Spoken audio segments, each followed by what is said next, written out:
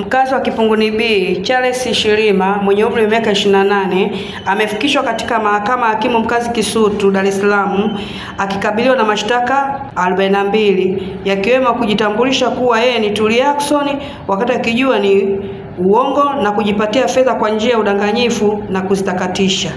Mshtakiwa huyo amefikishwa mahakamani hapo na kusomea mashtaka yake na wakili wa serikali Michael Shindai mbele ya hakimu mkazi mkuu Romuli Mbuya.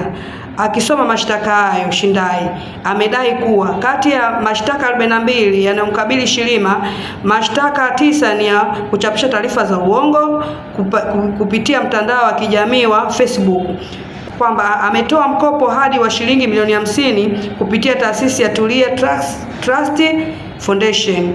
Amedai kuwa kati ya Desemba 31 mwaka 2024 na April mwaka 2025 kwa kutumia mtandao wa kijamii wa WhatsApp alijitambulisha kwa watu tofauti akisema kuwa yeye ni Tulia Ackson na kujipatia shilingi milioni 2.8 kutoka kwa watu tofauti kwa ahadi kwamba angewapatia mikopo wakati akijua si kweli.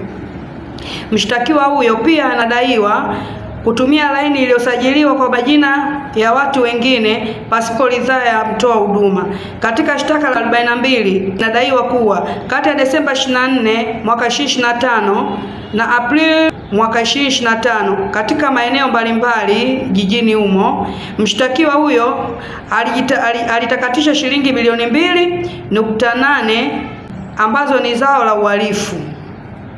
Mshtakiwa hakutakiwa kujibu chochote kwa kuwa kesi hiyo inatakiwa kusikilizwa katika Mahakama Kuu Division ya makosa ya rushwa na hujumu uchumi. Hivyo, hakimu Mbuya ameahirisha kesi hiyo hadi Mei 22 mwaka 2025.